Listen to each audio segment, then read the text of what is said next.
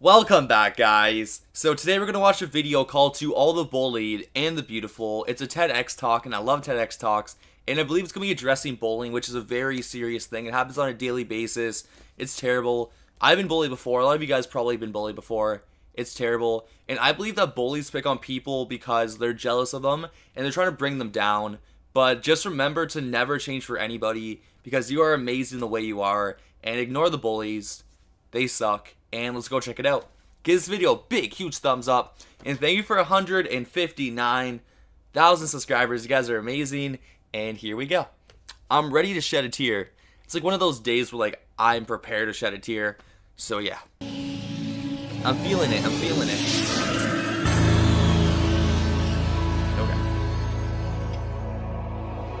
Hopefully it's not copyright.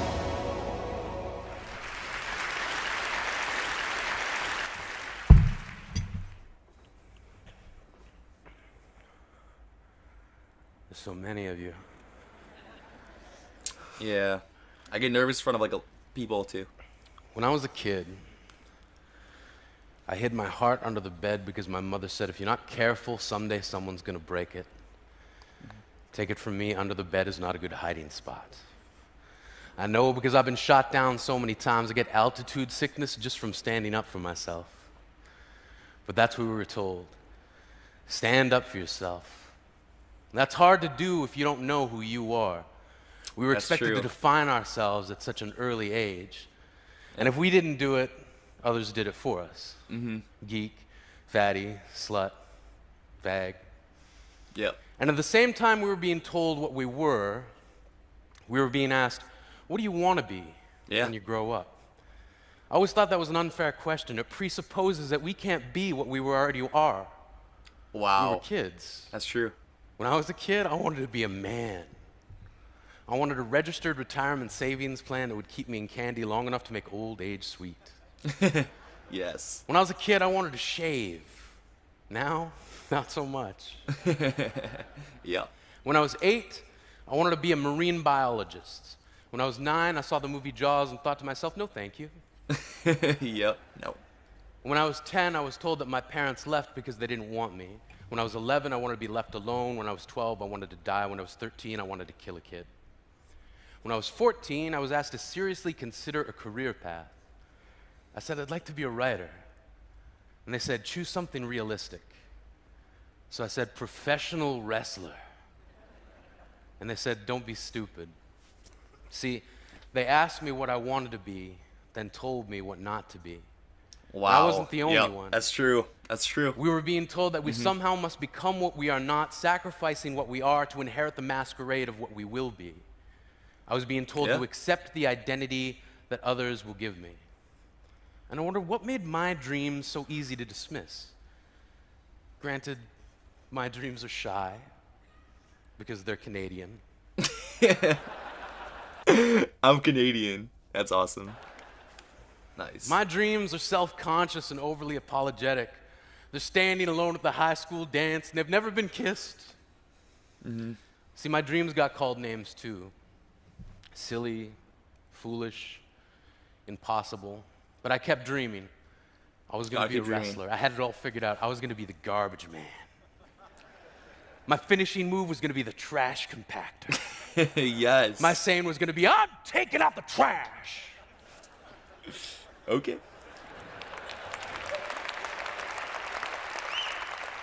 And then this guy, Duke the Dumpster Drosy, stole my entire shtick.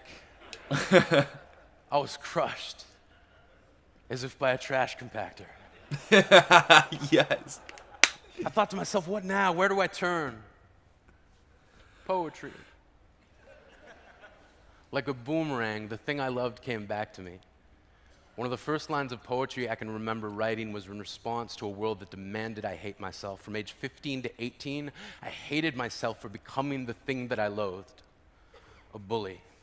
Yes. When I was 19, I wrote, I will love myself despite the ease with which I lean toward the opposite. Standing up for yourself doesn't have to mean embracing violence. When I was a kid, I traded in homework assignments for friendship. then gave each friend a late slip for never showing up on time, and in most cases, not at all. I gave myself a hall pass to get through each broken promise. And I remember this plan born out of frustration from a kid who kept calling me Yogi, then pointed to my tummy and said, "Too many picnic baskets." Turns so out it's mean. not that hard to trick someone. And one day before class, I said, "Yeah, you can copy my homework." And I gave him all the wrong answers that I'd written down the night before. He got his paper back expecting a near-perfect score and couldn't believe it when he looked across the room at me and held up a 0. I knew I didn't have to hold up my paper of 28 out of 30, but my satisfaction was complete when he looked at me puzzled, and I thought to myself, smarter than the average bear, motherfucker. Smarter than the average bear, mother. I like this guy. This guy's cool. That's awesome. This is who I am. This is how I stand up for myself. When I was a kid, I used to think that pork chops and karate chops were the same thing. I thought they were both pork chops. And because my grandmother thought it was cute and because they were my favorite, she let me keep doing it. Not really a big deal. One day, before I realized fat kids are not designed to climb trees, I fell out of a tree and bruised the right side of my body. I didn't want to tell my grandmother about it because I was scared I'd get in trouble for playing somewhere I shouldn't have been. A few days later, the gym teacher noticed the bruise and I got sent to the principal's office. From there, I was sent to another small room with a really nice lady who asked me all kinds of questions about my life at home. I saw no reason to lie. As far as I was concerned, life was pretty good. I told her whenever I'm sad, my grandmother gives me karate chops. Ooh, that's not a good idea. Oh no. This led to a full-scale investigation, My God. and I was removed from the house for 3 days until they finally decided to ask how I got the bruises. News of this silly little story quickly spread through the school, and I earned my first nickname, Pork Chop. To this day, I hate pork chops. Yeah. I'm not the only kid who grew up this way. Surrounded by people who used to say that rhyme about sticks and stones. As if broken bones hurt more than the names we got called, and we got called them all.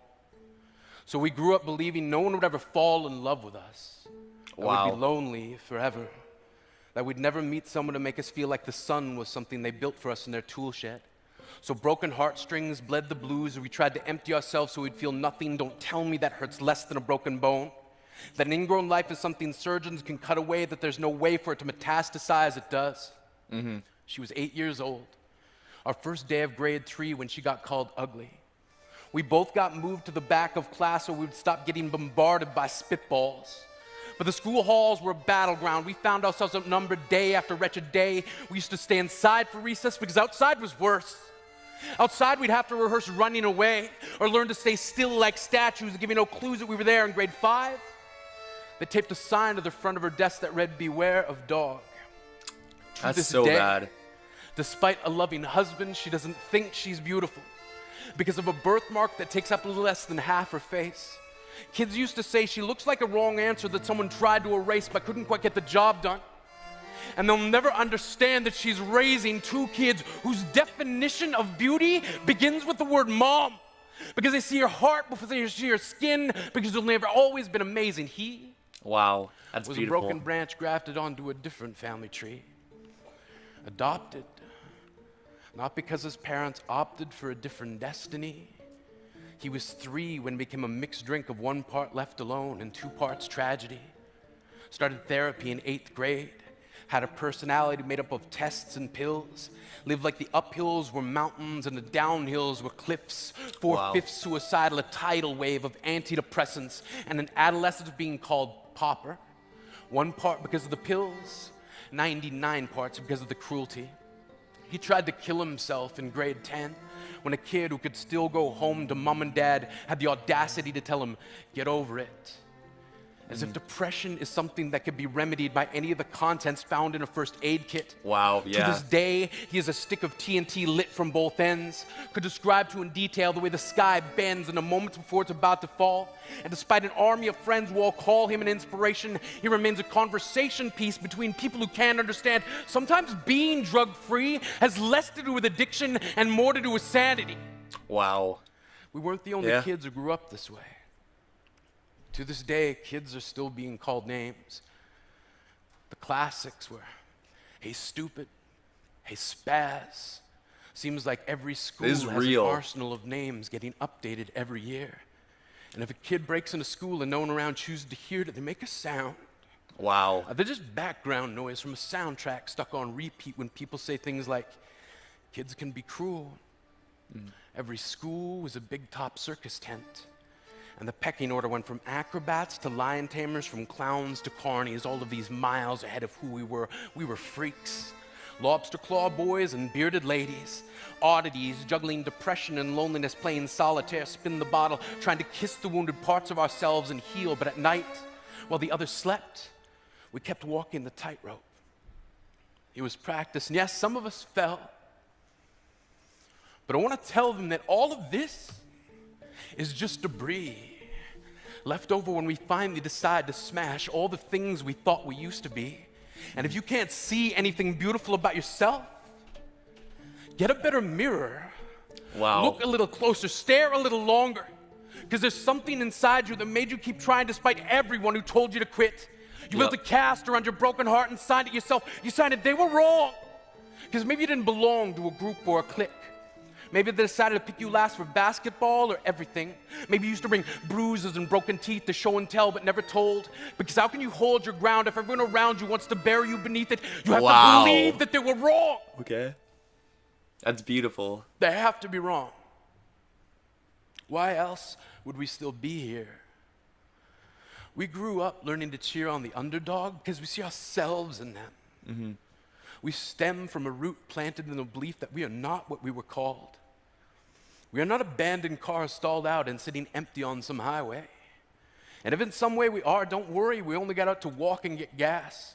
We are graduating members from the class of We Made It, not the faded echoes of voices crying out, names will never hurt me. Of course, they did. But our lives will only ever always continue to be a balancing act that has less to do with pain and more to do with beauty. Wow. That was beautiful. That was real. That was real. Wow.